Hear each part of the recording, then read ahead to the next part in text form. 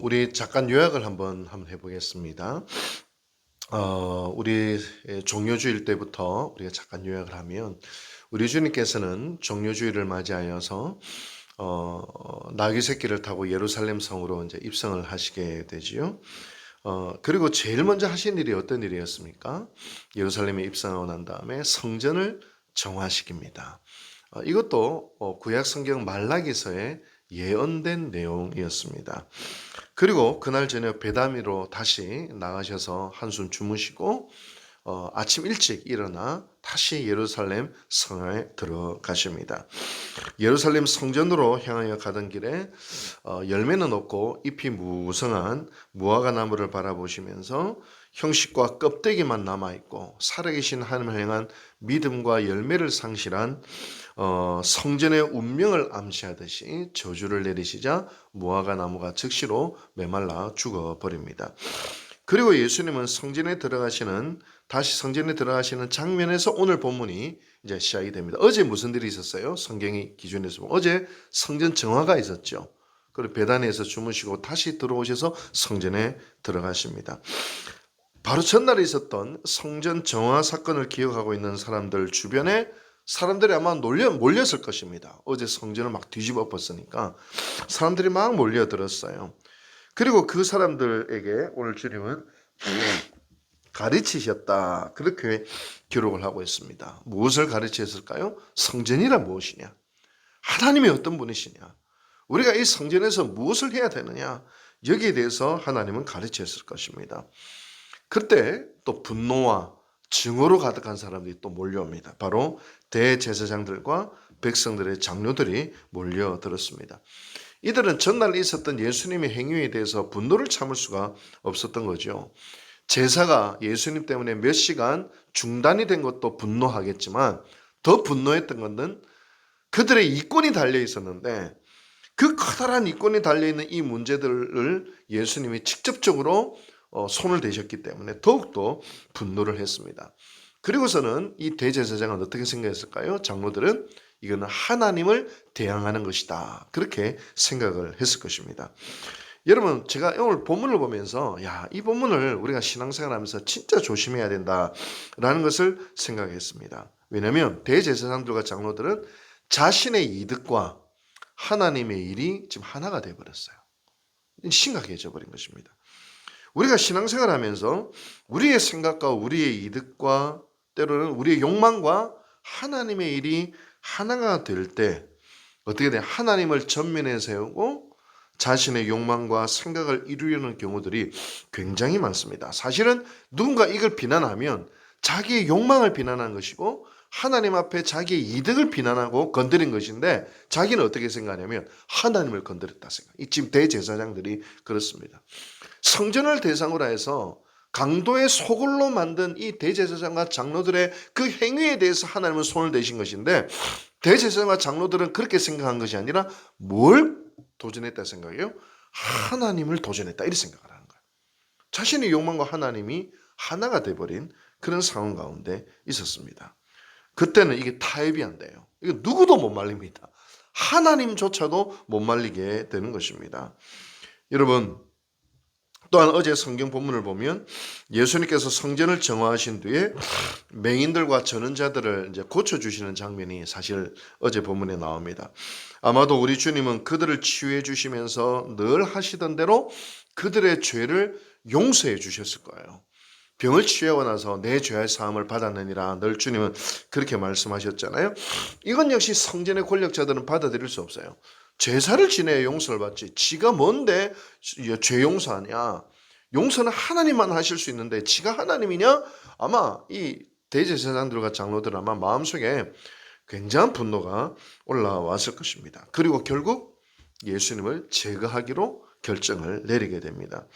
그리고 예수님을 잡아놓을 구실을 찾는데 오늘 본문에 난해한 질문을 합니다. 네가 어제 성전을 정화했는데 이 권위가 어디로부터 왔느냐? 이게 어떤 답을 하든지 올가매이게 됐어요. 하나님으로부터 왔다 하면 네가 하나님이냐? 신성모독죄. 하나님과 상관없이 했다면 네가 뭔데 성전을 뒤엎느냐? 한낱 인간이. 그러니까 어떤 대답을 하든 예수님은 올가매일 수밖에 없는 그런 상황인 것입니다. 그때 주님이 역시 주님이시죠. 역으로 질문하십니다. 그들의 의도의 악함을 아셨기 때문에 주님이 이렇게 이야기하십니다. 나도 한 가지 질문을 하겠다. 먼저 답을 해봐라. 세례 요한의 세례가 하늘로부터냐 아니면 사람으로부터냐 이 질문을 하십니다. 비슷한 의미입니다. 만약에 대제사장과 장로들이 하늘로부터 왔다 이렇게 하면 백성들이 니들은 그럼 왜 세례 요한 안 믿었어? 이렇게 이야기할 것이요. 사람으로부터 왔다 이러면 백성들은 전부 다 하나님의 선지자로 믿기 때문에 백성들의 눈치가 보이고, 그러니까 대제사장과 장로들이 뭐라고 대답해요? 모르겠다 이렇게 대답을 합니다. 모르겠다. 그러자 주님이 뭐라고 말씀하십니까? 나도 말하지 않겠노라. 그렇게 주님은 말씀하십니다. 예수님도 하나님이 주신 권위로 이런 일을 행한 것이고 세례 요한도 하나님이 보내신 선지자죠, 사실은. 근데 예수님은 그들의 올무에 걸리시지도 않으셨지만 아마 귀 있는 사람들은 예수님의 말씀의 의도를 다 알아채셨을 것입니다. 여러분, 대제사장과 백성들의 장로들은 어떻게 이렇게 악할 수가 있을까? 어떻게 악할 수가 있을까? 여러분, 왜 어떻게 하면 이렇게 악할 수 있을까? 한마디로 이야기하면 앞에 말씀드린 대로 대제사장들과 장로들에게 있어서 종교는, 유대교는, 제사는, 성전은 더 이상 하나님을 섬기는 수단이 아니었어요. 이것이 뭐가 되었습니까? 자신들의 치부의 수단이 되었습니다. 자신의 권력의 도구가 되어버렸습니다. 자신의 명예의 수단이 되어버리고 말았습니다. 물론 그들은 하나님 믿었어요. 그러나 하나님 때문에 권력을 가지게 되고 하나님 때문에 치부하게 되고 하나님 때문에 명예를 얻게 되니까 점점점 이런 자신들이 얻는 이 세상으로부터 얻는 것과 하나님이 하나가 되어버린 위험한 영적인 상황 가운데 있게 되었던 버린 것이죠. 물론 한편으로는 이래도 되나? 이런 생각을 아마 했을 수도 모르겠어요. 그리고 그들 중에 일부는 예수님이 메시아일지도 모르겠다라는 생각을 했었는지도 모르겠습니다. 근데 다 뒤로 내려놔요. 왜냐하면 그들이 가지고 있는 모든 재산과 명예를 내려놓을 수가 없었기 때문입니다. 그리고 부정하는 것이죠. 예수가 메시아일 리가 없어 라고 부정했을지도 모르겠습니다. 지들이 치부하고 그들의 욕망을 채우는 것은 하나님의 일이야 라고 또 철석까지 믿었는지도 모르겠습니다. 결국에는 메시아를 받아들일 수 있는 양심의 공간을 다 상실해버리고 말았던 것입니다. 이제 제 스승 되시는 목사님이 계신데요. 지금 서울의 동교동교 원로 목사님이신데, 목사님이 제가 부목사 시절에 늘 하신 것은 뭐냐면, 예수 팔아서 네 뜻 이루려고 하지 마라. 예수 팔아서 자신의 목적 챙기려고 하지 마라. 자신의 이득 챙기려고 하지 마라. 이야기를 많이 했어요. 특별히 교회 안에서 우리든 목회자든 누구든 교회 안에서 내 자아 실현을 하려는 경우들이 있어요. 뭔가 명예를 얻고 뭔가 직분을 얻고 뭔가 자신의 인기를 얻고 칭찬을 얻고 무언가를 얻으려고 하는 순간에 하나님을 이용하는 자리로 내려갈 위험성이 거기에 있다. 이야기를 하는 것입니다. 대제사장과 장로들은 처음부터 나쁜 사람은 아니었을 거예요. 아마 하나님을 잘 믿었을 거예요. 우리와 별반 다르지 않는 사람들입니다.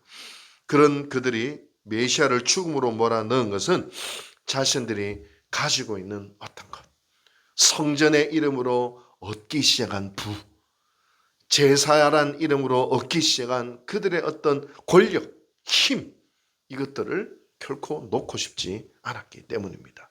이것과 하나님을 하나로 여겼기 때문입니다.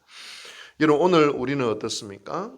우리가 혹시 신앙생활하면서 뭔가 얻고 있는 것, 신앙생활하면서 누리고 있는 것은 혹 없습니까? 그런데 이거는 주로 저 같은 목회자에게 던져야 될 질문 같아요. 대제사장과 장로들이 그러니까요. 그런데 잘 생각해야 됩니다. 혹시 교회 안에서 내가 주장하고 내가 상처받고 내가 큰 소리 높이고 내가 마음 아파하고 있는 이것과 하나님을 섬기는 것과 상관이 있는가? 한번 우리가 잘 생각해 봐야 돼요. 저도 늘 이런 생각을 하거든요. 때로는 불평함이 있을 때 이것이 하나님과 관계된 것인가 내 욕망과 관계된 것인가. 때로는 뭔가 막 하고 싶을 때 이거 정말 하나님을 위해서인가 아니면 내 즐거움을 위해서인가? 뭔가 막 이루고 싶고 뭔가 얻고 싶을 때 이거 과연 하나님 일인가 나 일인가? 이거 우리가 잘 쳐다볼 수 있어야 합니다. 대제사장들과 장로들은 자신들의 욕망과 하나님의 일이 하나가 된 사람들, 그 종교적인 그 가장 깊은 어떤 질병에 걸린 바로 그 모습들을 오늘 우리가 바라보고 있는 것입니다. 오늘도 내가 서 있는 자리 때문에 하나님을 보지 못하고 있는 것은 아닌가? 내가 하고 있는 일이 그리고 내가 가지고 있는 것, 지금 내가 바라는 것이 과연 하나님과 관계된 것 아니면 하나님과 상관없는 것은 아닌가? 우리가 한번 겸손히 우리의 삶을 돌아보면서 하나님의 음성에 순종하며 나아갈 수 있는 우리 모두가 될 수 있게 되기를 주님의 이름으로 축원합니다. 기도하겠습니다. 자비하신 하나님 아버지, 우리가 오랫동안 신앙생활 하면서 어느덧 하나님의 일과 나의 삶이 하나가 되어서 나의 욕망을 하나님의 일이라 치부할 때도 있었습니다. 나의 생각을 하나님의 생각이라 감히 여길 때도 있었습니다. 나의 뜻이 하나님의 뜻이다 생각할 때도 있었습니다. 오 주님, 얼마나 두렵고 떨리는 일인지요. 대제사장과 장로들은 자신들의 욕망을 하나님의 일과 일치시켜서 자신들의 욕망이 공격받을 때 하나님을 대적하는 것이라 생각하여 예수님을 죽이는 데까지 이르게 되었던 것들을 우리가 두렵고 떨림으로 바라보게 됩니다. 하나님, 오늘도 우리의 신앙생활을 돌아보게 하여 주시옵소서. 나의 생각, 나의 뜻, 나의 바람, 나의 아픔, 나의 생각, 나의 모든 감정들이 정말 하나님과 하나님 앞에서 분별하면서 나아갈 수 있는 저희들 될 수 있도록 주여 도와주시옵소서. 오로지 하나님만 영광 받으시고 하나님 뜻만 이루어지고 그리고 하나님의 마음을 이루어 드리기에 우리가 나아갈 수 있는 저희 모두가 될 수 있도록 주여 은혜 베풀어 주시옵소서. 이 모든 말씀 예수님의 이름으로 감사하고 기도하고 축원하옵나이다. 아멘.